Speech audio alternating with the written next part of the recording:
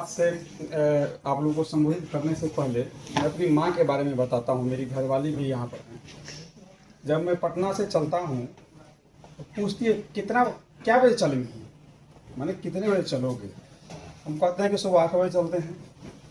तो जैसे हम लोग अलार्म नहीं लगा देते हैं 8 बजे का, क्योंकि 8 बजे मोबाइल में जो 8 बजे का अलार्म लगेगा तो वो 1 सेकंड आगे पीछे नहीं लेता है, वो 8 बजे आपको रिंग करेगा। तो तुम ठीक 8 बजे फ़ोन करती है, चल ली ही, ठीक है ना। और उसको पता है कि 4 घंटा लगता है कि पहुंचने में, तो बीच में भी एक बार फ़ोन कर लेती कि कतों तक पहुंच ली, देखिए कहाँ तक पहुंचे, गवाह है।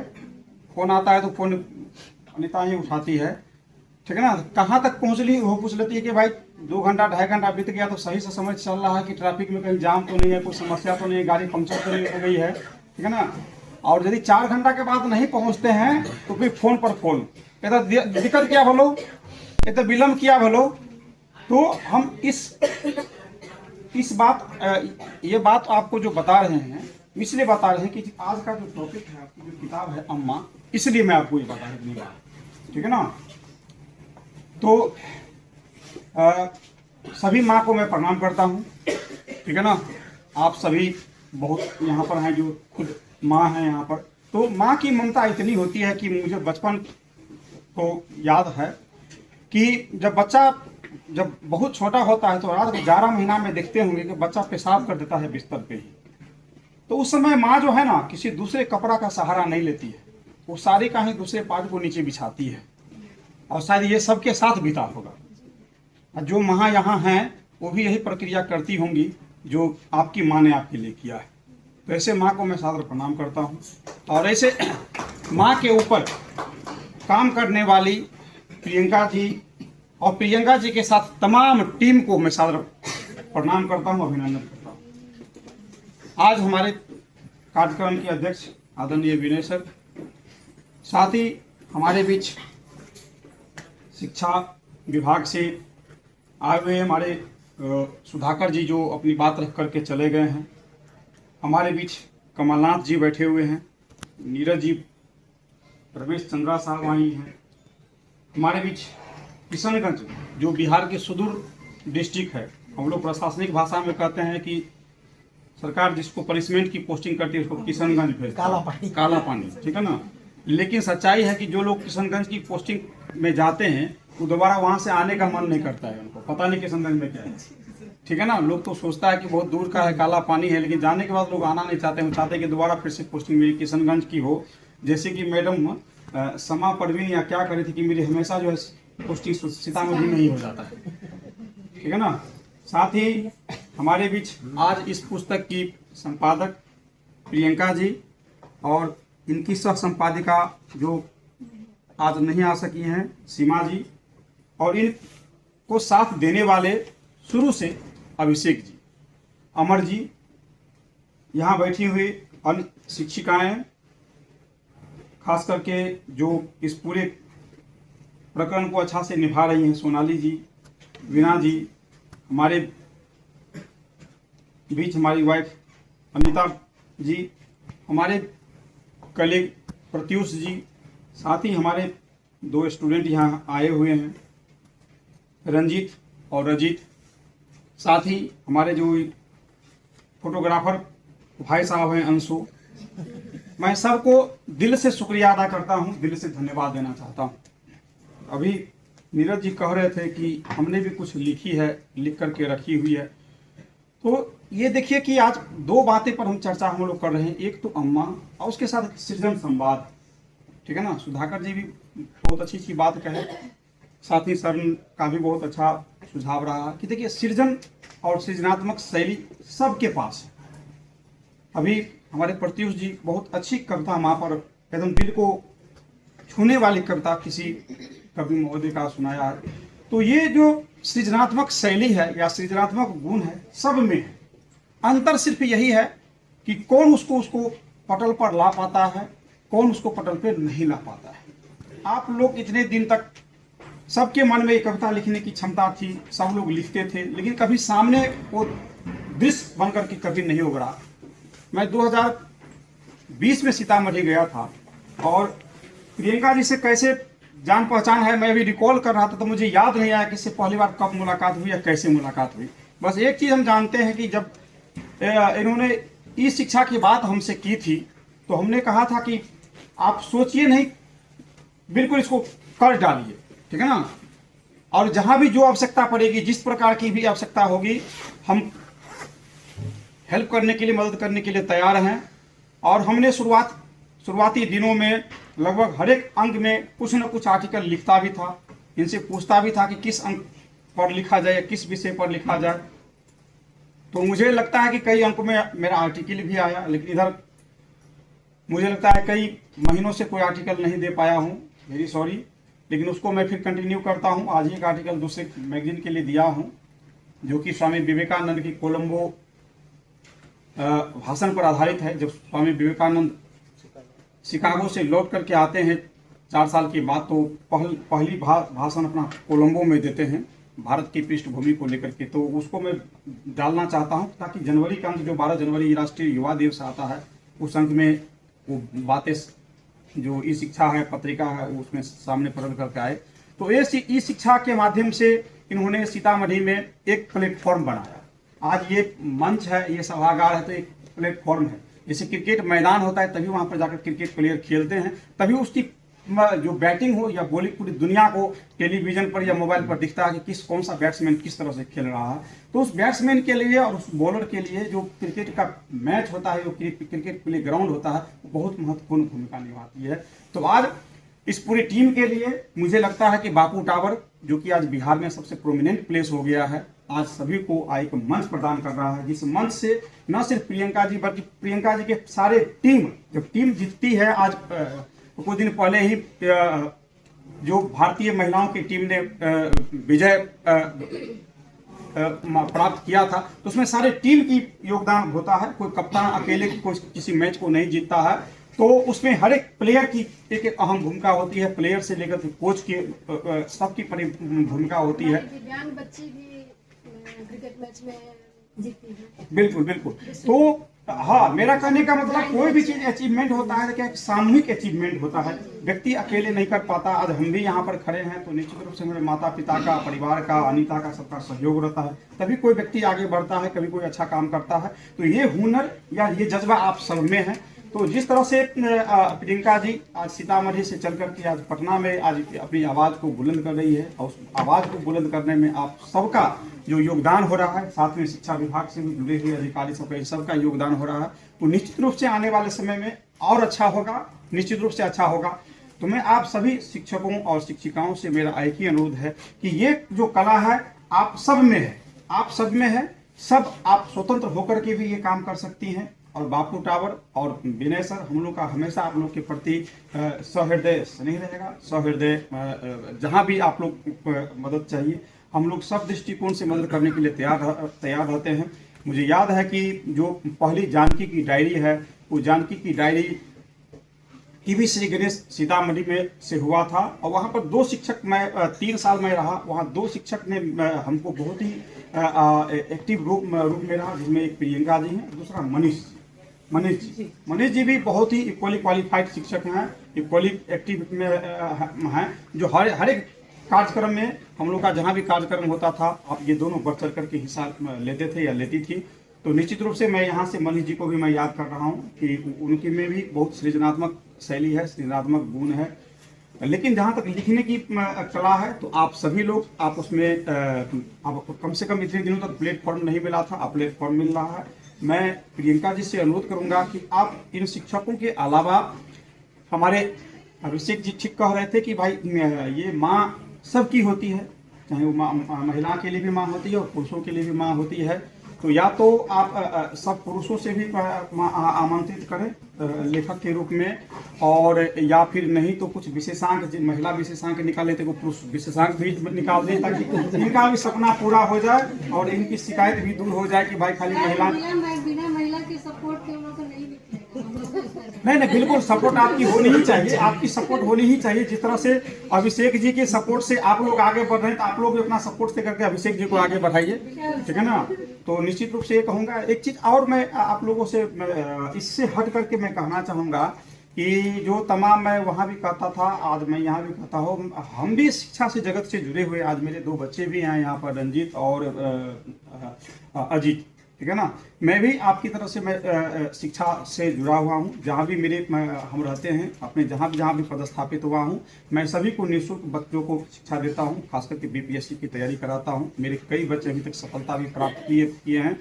कई अभी मेंस दिए हैं, मेंस की रिजल्ट आने वाली है, इंटरव्यू सब कुछ तैयारी कराता हूँ। लेकिन मैं आप लोगों से मैं एक चीज़ मैं कहना चाहूँगा जो बहुत ही आपको दिल को अंदर से लगने वाली है, कि आप सभी आदमी जानते हैं कि आप सभी लोग कहीं न कहीं सरकारी विद्यालय में शिक्षक और शिक्षिकाएं हैं, ठीक है ना। और ध्रुव सत्य ये है कि उस विद्यालय में या आप अपने पड़ोस के विद्यालय में आप अपने बच्चे को नहीं देते हैं, एडमिशन नहीं कराते हैं। आप अपने बच्चे को कहाँ कराते हैं? तो जो अगल बगल के जो प्राइवेट स्कूल है वहाँ कराते हैं। और आप, बड़ी विडंबना होती है कि मैं अपने बच्चों को प्राइवेट स्कूल में पढ़ाना चाहता हूं और शिक्षक सरकारी स्कूल का बनना चाहता हूं। ये बहुत विडंबना है इस समाज में कि अपने बच्चे को जब पढ़ाने की बात आती है प्राइवेट स्कूल में भेजता हूं और खुद सरकारी स्कूल में शिक्षक बन करके पढ़ाना चाहता हूं। तो मैं आप लोगों से मेरा निवेदन है कि आप जहां भी हैं, जिस स्कूल में भी हैं, आप देखिएगा कि आपके विद्यालय में आप केवल वही बच्चा पढ़ रहा है जिस परिवार के पास आर्थिक स्थिति बहुत ही दयनीय है। उनकी इतनी स्थिति नहीं अच्छी है कि वो बगल के प्राइवेट गांव, चाहे उस गांव में ही क्यों नहीं हो, गांव के प्राइवेट स्कूल में भी उतनी हैसियत नहीं है कि वो अपने बच्चों को पढ़ा सके। तो आपके पास जो बच्चे आते हैं वो निश्चित रूप से जो है सो बिल्कुल उनको कहिए कि अनाथ बच्चे आते हैं। आर्थिक रूप से उसे अनाथ बच्चा ही कहा जाए। भले ही फिजिकली माँ बाप होते हैं, लेकिन पैसे के मामले में और आर्थिक दृष्टिकोण से वो बच्चे अनाथ होते हैं। तो ऐसे अनाथ बच्चों की बागडोर आपके साथ होती है, आपके हाथों में होती है।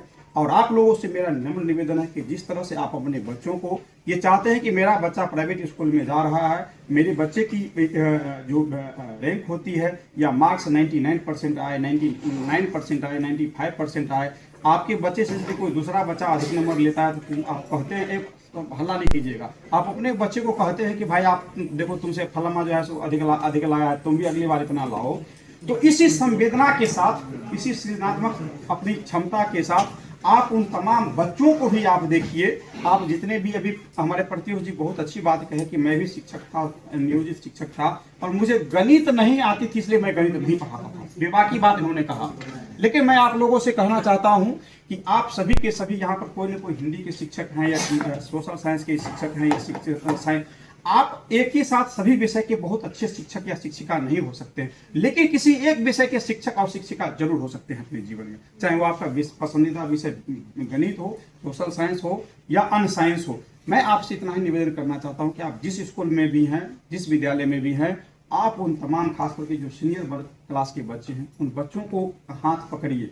हाथ पकड़ के आप बाकी टीचर की परवाह नहीं किए बिना आप अपने विषय में कम से कम उस क्लास के 100 में 90% बच्चे या अधिकांश बच्चे, सब बच्चे तो हो भी नहीं सकते हैं, इम्पॉसिबल होता है, लेकिन आपके विषय में यदि आप गणित के शिक्षक हैं तो गणित से अभिरुचि लेने वाले बच्चे को इतना गणित में पारंगत कर दीजिए ताकि आपका बच्चा जो है सो न सिर्फ स्कूल पर बल्कि आज देश के स्तर पर आप जानते हैं कि भी बिहार सरकार के द्वारा क्लास हमको लगता है 6 से लेकर के 12 तक के जो है सो 2 प्रकार का जो है सो एग्जामिनेशन लिया जा रहा है, जो कि एक मैथमेटिक्स में होता है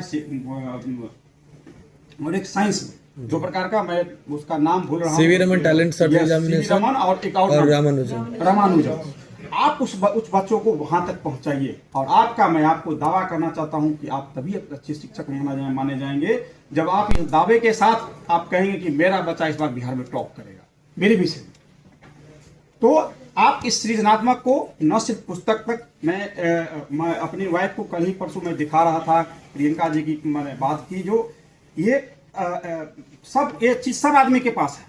जब ये स्कूल जाते हैं तो स्कूल में बहुत सारे जो पत्थर, इनका परिहार जो कि सीतामढ़ी से हमको लगता है सबसे सोनबरसा और परिहार लगभग बराबर की दूरी पर, हमको लगता है कम से कम 22 से 23 किलोमीटर की दूरी इनकी होगी स्कूल की तकरीबन। मैं एक बार संजोग से मैं इनकी स्कूल में मैं तब गया था जब मेरी स्कूल में ये इलेक्शन चल रहा था, वोटिंग चल रहा था, तो उसमें पहली बार मुझे स्कूल जाने का, इनके स्कूल देखने का मौका मिला था। तो सुदूर ग्रामीण इलाका है, तो वहाँ से स्कूल में कंकड़ पत्थर भी फेंके रहते थे, उस कंकड़ पत्थर को भी ये यूज करती है। ठीक है ना। उस कंकर पत्थर को भी उठा करके पानी से धो करके धूप में उसको सुखा करके अपने से उसको green blue red yellow colour में उसको पेंट करके उसका भी यूज करती है। तो ये सृजनात्मक भावना सब में होनी चाहिए, सब में होनी चाहिए। और आपके स्कूल में जो बच्चे होते हैं, आपका काम सिर्फ अपने तक सृजनात्मक नहीं, उस बच्चे को भी देखिए कि कौन से बच्चे किस विधा में सृजनात्मक है। आपका हर एक बच्चा, कोई बच्चा आपका अच्छा कविता लिख सकता है, कोई बच्चा अच्छा भाषण दे सकता है, कोई अच्छा बच्चा आपका खिलौना बना सकता है, कोई बच्चा अच्छा मिट्टी से कुछ बर्तन बना सकते हैं। तो आप अपने आप में झांकिए, अपने आप में देखिए कि हम अपने विद्यालय में बच्चों के लिए क्या कर सकते हैं।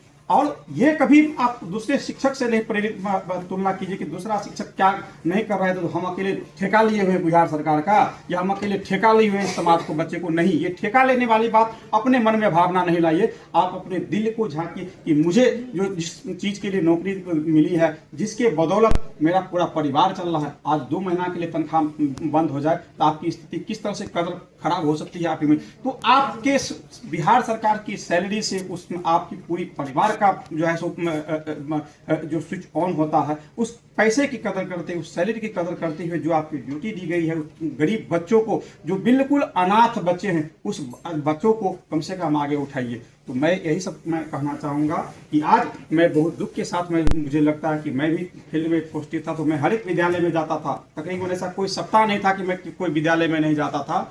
और विद्यालय में जा करके जो बच्चे की हैंडराइटिंग देखता था या कोई चैप्टर से मैं कुछ पूछता था, तो मैंने अंदर से आत्मा रोती थी, आंसू बहता था कि आखिर इस गरीब बच्चे का क्या दोष है, ये बच्चे आखिर भविष्य में क्या करेगा। और लगता था कि इस बच्चे का आज भविष्य अंधकार में है। क्यों?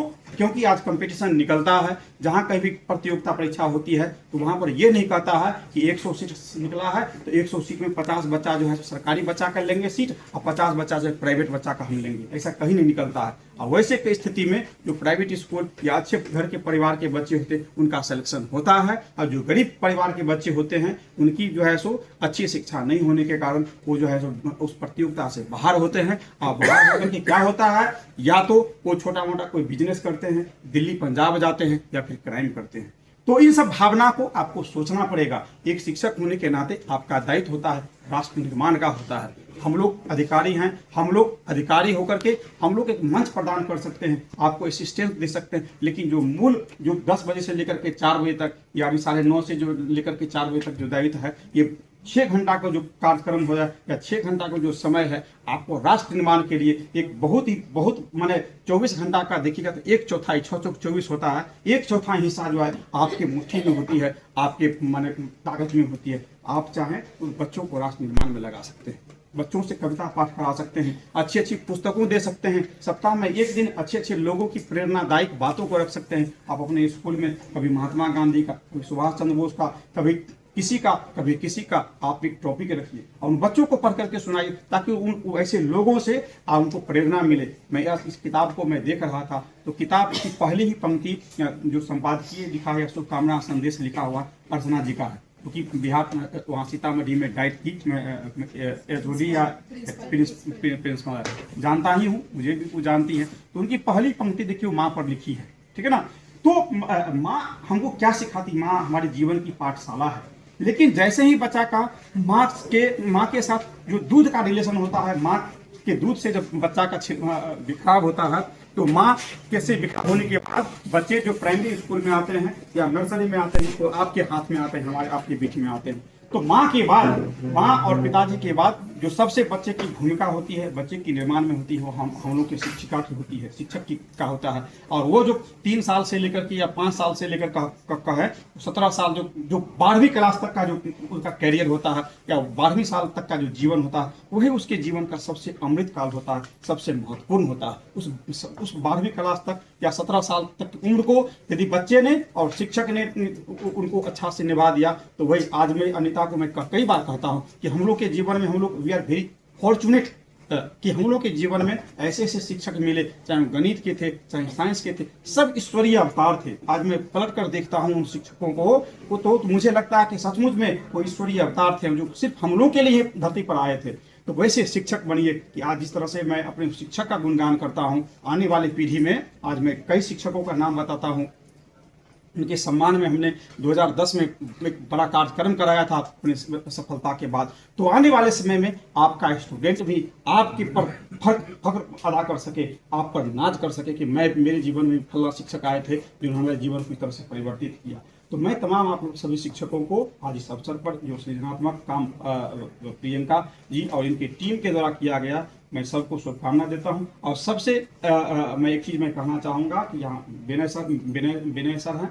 विनय सर हमेशा जो आज जो यहाँ बात हो रही है सृजन संवाद की, विनय सर कहीं ना कहीं हमेशा किसी न किसी सृजन काम में ही लगे रहते हैं। सर की जो सबसे बड़ी अहम भूमिका होती है, अपने खुद भी कला के प्रेमी हैं, खुद भी कलाकार हैं, और इस तरह से जितने भी कलाकार हैं, जितने भी लेखक हैं, जितने भी कवि हैं, सबको प्रोत्साहन देते हैं। तो आप लोगों की ये क्षमता होनी चाहिए, या आप लोगों पर डिपेंड करता कि हम लोगों से आप कितना आप ले सकते हैं। हम लोग हमेशा देने के लिए दोनों हाथ मेरा खुला रहता है, सर का दोनों हाथ खुला रहता है। आज प्रियंका जी यहाँ पर आई हैं तो इनकी क्षमता है, इनकी लेने की क्षमता है जो हम लोगों से ले पाती है। देने की क्षमता हम लोगों की नहीं है, इनकी लेने की क्षमता है जो हम लोगों से ले पाती है। तो ये क्षमता आप सब में होनी चाहिए, सब में उजागर होनी चाहिए। हम लोग हमेशा तत्पर हैं आपके लिए, हमेशा रहेंगे।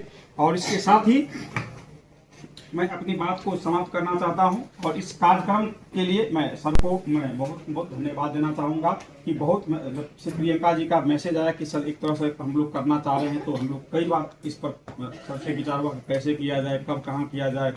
फिर कई जो हम लोग की अपने अंदरूनी बात थी तो उस पर विचार विमर्श करते हुए आज इतना बड़ा प्लेटफॉर्म मिला है, जो कि सीतामढ़ी, यहाँ मुजफ्फरपुर, किशनगंज सब जगह से लोग आए हुए हैं। तो इसके लिए आप सब मिल करके सर को एक बार सर के सम्मान में ताली बजाइए। और इस तरह से आने वाले समय में आप लोगों में से सिर्फ एक ही प्रियंका नहीं, मैं चाहता हूँ कि आप लोगों में से भी और भी प्रियंका बने, ठीक है ना। और ये बापू टावर पर हम लोग सदैव आपके साथ हैं। और मैं कवि तो नहीं हूँ सर, हमको लगता है कि बहुत बोला 3 से 4 मिनट में लिखा हूँ कुछ भी। हमको लगा कि मुझे एक पुस्तक पर मैं ऐसे मैं लिख गया हूँ, तो फटाफट लिखा हूँ, ठीक है ना, ऐसे मन में सोचते, ठीक है ना। पुस्तक मन का कोना है, पुस्तक मन का कोना है, पुस्तक तन का शोभा है। पुस्तक मन का कोना है, पुस्तक तन का शोभा है। पुस्तक ज्ञान का दर्पण है, पुस्तक ज्ञान का दर्पण है। पुस्तक ही घर का आंगन है, ठीक है।